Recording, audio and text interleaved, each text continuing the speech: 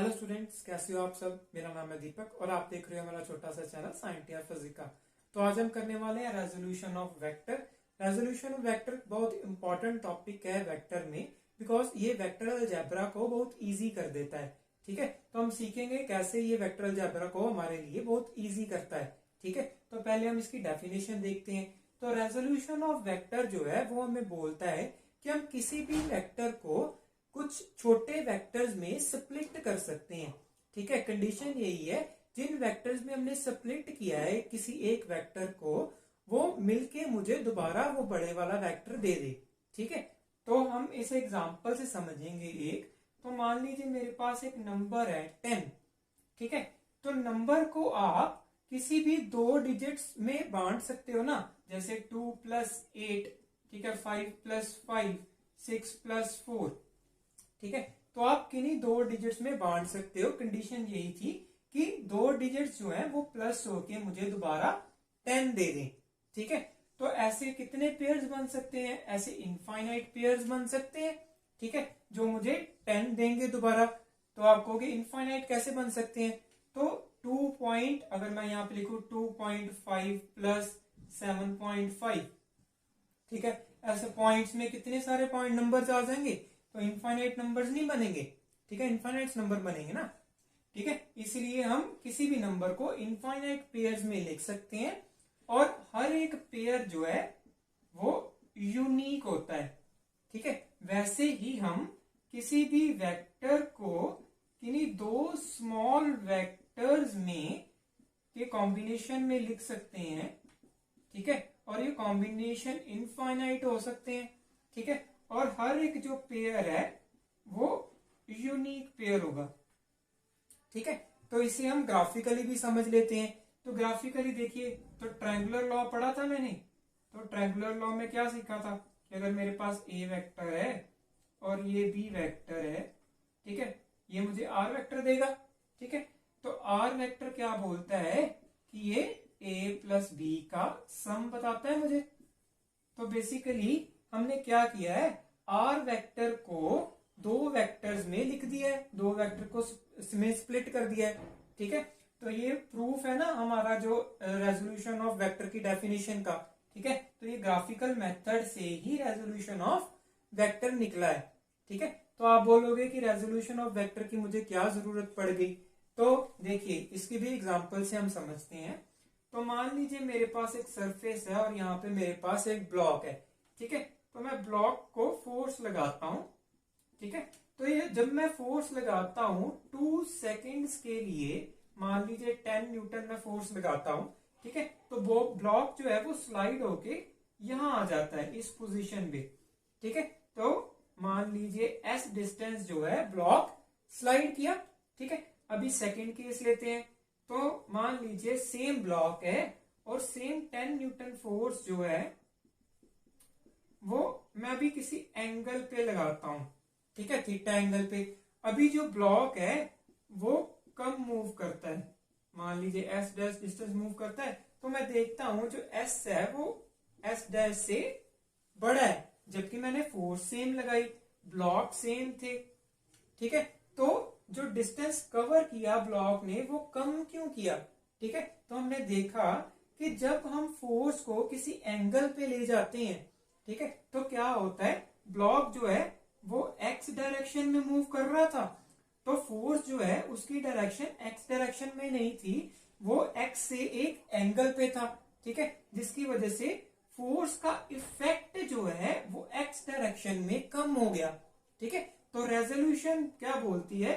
Resolution हमें बताती है किसी भी वेक्टर का इफेक्ट किसी पर्टिकुलर डायरेक्शन में। ठीक है, ये इसका फिजिकल सिग्निफिकेंस है। कई बच्चों को फिजिकल सिग्निफिकेंस नहीं पता होता, तो आपको पता चल रहा है ये फिजिकल सिग्निफिकेंस है रेजोल्यूशन ऑफ वेक्टर का, कि अगर आपको किसी वेक्टर का किसी पर्टिकुलर डायरेक्शन में इफेक्ट जानना है, ठीक है, तो हम उस वेक्टर को रिजॉल्व कर देते हैं उस पर्टिकुलर डायरेक्शन के अलोंग। ठीक है, तो अगर मैं इस वेक्टर को दो वेक्टर्स में रिजॉल्व करता हूं, that is this vector and this vector. ठीक है, तो मैं बोल सकता हूं जो फोर्स वेक्टर है मेरे पास वो किसके इक्वल है, ए वेक्टर प्लस बी वेक्टर। तो मैं इसे ए वेक्टर बोल देता हूं, इसे बी वेक्टर बोल देता हूं। ठीक है, तो जो एक्स के अलोंग मुझे इफेक्ट बताएगा फोर्स का वो ए वेक्टर बताएगा। ठीक है, तो इसीलिए हम रेजोल्यूशन को करते हैं किसी वेक्टर का किसी पर्टिकुलर डायरेक्शन में इफेक्ट जानने के लिए। ठीक है, तो अभी हम रेजोल्यूशन को थोड़ा डीपली समझ लेते हैं। अभी तो हमने डेफिनेशन और इसकी फिजिकल सिग्निफिकेंस ही समझा है ना। ठीक है, तो इसको थोड़ा डेप्थ में समझते हैं। तो देखिए, रेजोल्यूशन ऑफ वेक्टर से हमने वेक्टर अलजेब्रा को बहुत इजी कर लिया। ठीक है, हमने रेजोल्यूशन ऑफ वेक्टर को यूज किया। तो रेजोल्यूशन ऑफ वेक्टर बोलता है कि एक वेक्टर को आप किसी भी आर्बिट्ररी डायरेक्शन में स्प्लिट कर सकते हो। ठीक है, तो हमने क्या किया कि हम कहते हैं कि आर्बिट्ररी डायरेक्शन में हम स्प्लिट नहीं करेंगे। ठीक है, हम एक रेफरेंस पॉइंट ले लेंगे, तो उसे हम बोलते हैं रेक्टेंगुलर कंपोनेंट्स। ठीक है, rectangular components of a vector. ठीक है, तो ये रेजोल्यूशन से ही निकला है। तो कंपोनेंट्स का मतलब क्या होता है, जैसे मैंने बोला ना कि ए वेक्टर को मैंने B vector plus C vector में स्प्लिट कर दिया। तो जो स्प्लिटेड वेक्टर्स हैं जैसे बी और सी, इन्हें हम बोलते हैं कंपोनेंट ऑफ वेक्टर। तो हम क्या निकाल रहे हैं, रेक्टेंगुलर कंपोनेंट। ठीक है, रेक्टेंगुलर कंपोनेंट का मतलब क्या है, नाम से पता चल रहा है कि अगर मेरे पास एक वेक्टर है ए वेक्टर, ठीक है, तो मैं इस वेक्टर को कुछ इस तरह दो वेक्टर्स में स्प्लिट करूं कि एक रेक्टेंगल बन जाए। ठीक है, तो मैं रेक्टेंगल बना देता हूं। तो रेक्टेंगल मुझे पता है कि रेक्टेंगल की दोनों साइड जो है वो परपेंडिकुलर होती हैं। ठीक है, तो मैं इसे स्प्लिट करूंगा जब, तो मेरे पास एक वेक्टर ये आ जाएगा दैट इज बी वेक्टर, एक मेरे पास ये वेक्टर आ जाएगा दैट इज सी वेक्टर। ठीक है, तो ये रेक्टेंगल की साइड्स को रिप्रेजेंट कर रहे हैं ना, बी वेक्टर और सी वेक्टर, तो इसीलिए हमने इसे कहा rectangular components of the vector. ठीक है, तो मैं सी वेक्टर को यहां भी लिख सकता हूं। ठीक है, यहां पे भी रिप्रेजेंट कर सकता हूं ना सी वेक्टर को, बी और सी को। ठीक है, अभी मुझे ए वेक्टर क्या बता रहा है कि ये बी प्लस सी का कॉम्बिनेशन है। ओके, तो अभी हमने क्या किया, इसको यूज किया अपनी अलजेब्रा वेक्टर अलजेब्रा को आसान करने के लिए। पहले आपको सम करने के लिए इस ग्राफिकल रिप्रेजेंटेशन का सहारा लेना पड़ता था, फिर आपको ट्रायंगुलर लॉ लगाना पड़ता था, फिर जाके कहीं रिजल्ट आता था, इतना बड़ा फॉर्मूला लगा के कहीं रिजल्ट आता था, वो भी सिर्फ मैग्नीट्यूड का। फिर आपको डायरेक्शन नहीं पता चलती थी, डायरेक्शन के लिए अब आपको अलग से फॉर्मूला लगाना पड़ता था। ठीक है, तो हमने इसे यूज कर लिया। कैसे यूज कर लिया, तो हमने कहा कुछ रेफरेंसेस और लेनी कि एक्स डायरेक्शन में जो वेक्टर होगा, ठीक है, उसकी डायरेक्शन हम आई कैप से रिप्रेजेंट करेंगे, और वाई में जो वेक्टर होगा उसकी डायरेक्शन हम जे कैप से रिप्रेजेंट करेंगे, और जो जेड डायरेक्शन में वेक्टर होगा, ठीक है, उसकी डायरेक्शन हम के कैप से रिप्रेजेंट करेंगे। ठीक है, तो जैसे मेरे पास दो वेक्टर्स हैं, तो आपको पता है किसी भी वेक्टर को कैसे लिख सकते हैं, उसका मैग्नीट्यूड इंटू उसकी डायरेक्शन। ठीक है, तो मैं ए वेक्टर को कैसे लिख सकता हूं, B that is magnitude into direction that is I cap. ठीक है, और आगे C and its direction J cap. ठीक है, तो हमने किसी भी वेक्टर को कुछ इस फॉर्म में लिख लिया जिसको हम बोलते हैं rectangular component of A vector. ठीक है, ग्राफिकल मेथड में डायरेक्शन बताना वेक्टर की बहुत मुश्किल हो जाता है। ठीक है, तो रेक्टेंगुलर कंपोनेंट में वेक्टर की डायरेक्शन बताना बहुत आसान हो गया। ठीक है, और वेक्टर जो है उसको ऐड करना आसान हो गया, वेक्टर को मल्टीप्लाई करना आसान हो गया। ठीक है, कैसे एडिशन की मैं एग्जांपल लेके आपको बता देता हूं। ठीक है, तो मैं इसे थोड़ा और जनरलाइज कर देता हूं। तो x में जो कंपोनेंट है उसे मैं ए एक्स बोल देता हूं, और जो y में कंपोनेंट है उसे ए वाई बोल देता हूं। ठीक है, तो इसे ए एक्स बोल देते हैं, इसे ए वाई बोल देते हैं। ठीक है, अभी मैं एक बी वेक्टर लेता हूं, ठीक है, जिसको मैं क्या बोलूंगा, बी एक्स आई कैप बी वाई जे कैप। ठीक है, मैंने एक और वेक्टर था जिसको फिर से रेक्टेंगुलर कंपोनेंट में स्प्लिट कर लिया।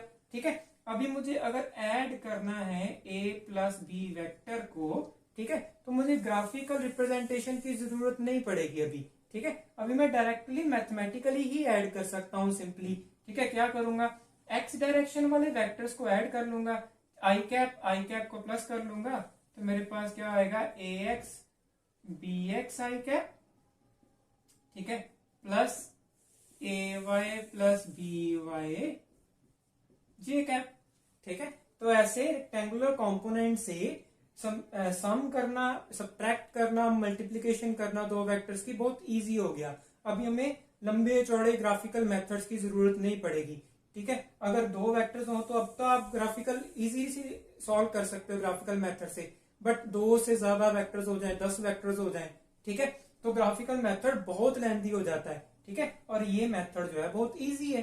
तो रेक्टेंगुलर कंपोनेंट्स हमें हमारे जो वेक्टर अलजेब्रा को बहुत इजी कर देता है, ठीक है। तो अभी कुछ और स्पेसिफिकेशन जान लेते हैं रेक्टेंगुलर कंपोनेंट के बारे में। तो मान लीजिए मेरे पास ए वेक्टर था जिसे मैंने रेक्टेंगुलर कंपोनेंट में स्प्लिट किया, ठीक है। अभी मुझे निकालना है ए वेक्टर का मैग्नीट्यूड, तो वो कैसे निकालेंगे, तो अगर मुझे ए वेक्टर का मैग्नीट्यूड निकालना है तो कैसे निकालूंगा, अगर मेरे पास ये ट्राइंगल है, ठीक है, ये ट्राइंगल है, इसका मैग्नीट्यूड निकालना है, ये राइट एंगल ट्राइंगल है ना मेरे पास, रेक्टेंगुलर कंपोनेंट में हमेशा राइट एंगल ट्राइंगल बनती है, ठीक है। तो राइट एंगल में ट्राइंगल में आपको हाइपोटेन्यूज निकालना आता है, तो वो कैसे निकालते हो आप, पाइथागोरस थ्योरम लगा के, that is A X square plus A Y square, ठीक है। तो इजीली आप किसी भी वेक्टर का मैग्नीट्यूड निकाल सकते हो आराम से, ठीक है। तो अभी अगर आपने वेक्टर की डायरेक्शन निकालनी है, ठीक है, तो हम क्या करते हैं, हम एक्स को रेफरेंस ले लेते हैं, ठीक है, एक्स को रेफरेंस ले लेते हैं और कहते हैं कि एक्स जो एक्सिस है उससे थीटा एंगल में ए वेक्टर है, ठीक है। और थीटा एंगल कैसे निकालते हैं, टेन थीटा से, और टेन थीटा क्या होता है, perpendicular over base, that is A Y by A X, ठीक है। तो इससे हम आसानी से वेक्टर का मैग्नीट्यूड और उसकी डायरेक्शन निकाल सकते हैं, उसको सम कर सकते हैं, उसको मल्टीप्लाई कर सकते हैं, ओके। ये आपको पता चल गया। अभी देखिए जिस वेक्टर के कंपोनेंट्स हैं, ए वेक्टर के ए एक्स और ए वाई कंपोनेंट्स है ना, तो यहाँ तो ये जनरलाइज्ड फॉर्म है, बट अगर आपने ए एक्स को पता करना है या ए वाई को पता करना है तो कैसे आएगा, मतलब ए एक्स और ए वाई की वैल्यू क्या होगी, ठीक है, वो कैसे पता करेंगे, फिर से इस ट्रायंगल से पता करेंगे, ठीक है। तो यहाँ पे ए एक्स और ए वाई की मुझे वैल्यू पता करनी है, तो मैं लगाऊंगा cos theta and sine theta, ठीक है। कॉस थीटा क्या होता है, base by hypotenuse, that is A X by A, ठीक है। तो यहां से मेरे पास ए एक्स की वैल्यू आ जाएगी, that is A cos of theta, और जब मैं साइन थीटा लगाऊंगा जो क्या होता है perpendicular over hypotenuse, that is A Y by A, तो यहां से मेरे पास ए वाई की वैल्यू आ जाएगी जो क्या होगी ए साइन ऑफ थीटा, ठीक है। तो यहां से आपको कंपोनेंट निकालने आ गए, ठीक है। तो अभी मैं आपको एक ट्रिक बताता हूं ताकि आपको बार बार राइट एंगल ट्रायंगल ना बनाना पड़े, ठीक है। तो ट्रिक क्या है मेरे पास, अगर मेरे पास आप एक वेक्टर है एफ वेक्टर, फोर्स वेक्टर, ठीक है, और मुझे इसके रेक्टेंगुलर कंपोनेंट चाहिए, तो मैं क्या करूंगा पहले, ठीक है, एक रेक्टेंगल बना लूंगा इसके अराउंड, ठीक है, और एफ जो है वो रेक्टेंगल का डायगोनल होगा, ठीक है। अभी मुझे दो वेक्टर्स ड्रॉ कर लूंगा मैं, ठीक है, जो क्या होंगे रेक्टेंगुलर कंपोनेंट्स होंगे, ठीक है। तो कंपोनेंट्स पता करने हैं, तो मुझे किसी भी एक कंपोनेंट के साथ एफ का एंगल पता होना चाहिए, ठीक है। तो मैं यहां से एंगल पता कर लेता हूं थीटा, एक्स वाले कंपोनेंट के साथ, आप वाई वाले कंपोनेंट के साथ भी एंगल पता कर सकते हो, ठीक है। तो यहाँ पे मैं मान लेता हूँ वाई वाले एंगल के साथ, चलिए, ठीक है, ताकि आपकी कंफ्यूजन को थोड़ा दूर किया जा सके। तो मैं वाई वाले के साथ मान लेता हूँ एंगल थीटा है, ठीक है। तो जिस कंपोनेंट के साथ एफ वेक्टर का एंगल बन रहा है वहां पे जो कंपोनेंट आएगा वो आएगा एफ कॉस थीटा, और जिसके साथ एंगल नहीं बन रहा वो आएगा F of sine of theta, ठीक है। तो यहाँ पे भी यही है, जिस कंपोनेंट के साथ एंगल बन रहा है ए वेक्टर का, ठीक है, वहां पे आ रहा है ए कॉस थीटा, जहां पे एंगल नहीं बन रहा वहां पे आ रहा है ए साइन थीटा, ठीक है। तो ये आसान तरीका है मेमोराइज करने का और रेजोल्यूशन ऑफ वेक्टर करने का, ओके, रेजोल्यूशन लगाने का, ठीक है। तो आपको पता चल गया रेजोल्यूशन। ये था 2D रेजोल्यूशन। अभी हम करेंगे 3D रेजोल्यूशन। ठीक है, 3D में थोड़ी कॉम्प्लिकेशंस हो जाती हैं, आपको पूरा कॉन्सेप्ट डीप में नहीं बताया जाएगा, बस आपको ऊपर ऊपर से बता दिया जाएगा कि अगर 3D होगा तो कुछ इस तरह से हम फॉर्मूलेटिकली चीजें करते हैं। ठीक है, तो चलिए 3D देख लेते हैं। चलिए 3D में डिस्कस कर लेते हैं। तो 3D में हमारे पास 3 एक्सिस होती हैं, एक्स, वाई एंड जेड। ठीक है, तो हम किसी एक वेक्टर को 3 कंपोनेंट्स में ही डिवाइड करेंगे। ठीक है, तो जनरलाइज्ड फॉर्म में एक एक्स्ट्रा कंपोनेंट आ जाएगा मेरे पास ए जेड के कैप। ओके, तो जब मैग्नीट्यूड में भी एक एक्स्ट्रा कंपोनेंट आ जाएगा ए स्क्वायर जेड। ठीक है, अभी डायरेक्शन की बात कर लेते हैं। तो डायरेक्शन यहां कैसे निकालते हैं, 3 है तो सिंप्लीफाई करने के लिए हम क्या करते हैं, हर एक्सिस के साथ एक एंगल को डिनोट कर देते हैं। एक्स एक्सिस के साथ अल्फा, वाई एक्सिस के साथ बीटा और जेड एक्सिस के साथ गामा। ठीक है, तो ए का कंपोनेंट जो ए एक्स है एक्स डायरेक्शन में, वो क्या होगा, ए कॉस ऑफ अल्फा। ठीक है, और जो वाई डायरेक्शन में ए वाई है वो क्या होगा, ए कॉस ऑफ बीटा। ठीक है, ए कॉस ऑफ गामा। ओके, तो मैंने बताया था ना, जिस डायरेक्शन के साथ एंगल है, जो एंगल है, ठीक है, तो कॉस ऑफ दैट एंगल आ जाता है। ठीक है, वहां तो जो वाई एक्सिस है उसके साथ कोई एंगल नहीं था। ठीक है, इसीलिए हमने कहा था वहां साइन आएगा, बट यहाँ पे क्या है, वाई एक्सिस के साथ भी ए का एंगल है बीटा। ठीक है, तो यहाँ पे आएगा कॉस बीटा। ओके, तो यहाँ पे हम डायरेक्शन कैसे बताते हैं ए वेक्टर की, तो डायरेक्शन हम कॉस से बताते हैं। वहां टेन से बताई थी, यहाँ पे हम कॉस से बताते हैं। ठीक है, तो इसीलिए कॉस को हम डायरेक्शन को साइन बोलते हैं। ओके, तो इन डायरेक्शन को साइन की बहुत वैल्यू है, क्योंकि यहाँ पे एक रिलेशन बनेगा। ठीक है, कैसे रिलेशन बनेगा, जब हम ए एक्स स्क्वेयर, ए वाई स्क्वेयर और ए जेड स्क्वेयर को ऐड करेंगे और इस इक्वेशन में भरते हैं। ठीक है, तो ये इक्वेशन आ जाएगी मेरे पास, ए स्क्वेयर कॉमन निकालेंगे। ठीक है, और ये बन जाएगा, अभी देखिए ए स्क्वेयर कैंसिल हो जाएगा और मेरे पास बन जाएगा cos square alpha plus cos square beta plus cos square gamma is equals to 1। ठीक है, तो हम कहते हैं कि square of the direction cosines जो है वो 1 होते हैं। ठीक है, sum of the square of the direction cosines जो है हमेशा 1 होते हैं। ठीक है, तो इस रूल को हम कई बार यूज करते हैं अपनी रिक्वायरमेंट के अकॉर्डिंग। ओके, तो ये था हमारे पास रेजोल्यूशन ऑफ वेक्टर, जो आपको मेरे ख्याल से समझ लग गया होगा। तो कोई भी आपको अगर क्वेरी रह गई है तो आप मुझे कमेंट सेक्शन में पूछ सकते हैं, और अगर कोई भी आपकी सजेशन है वो भी मुझे आप कमेंट सेक्शन में बता सकते हैं। Thank you.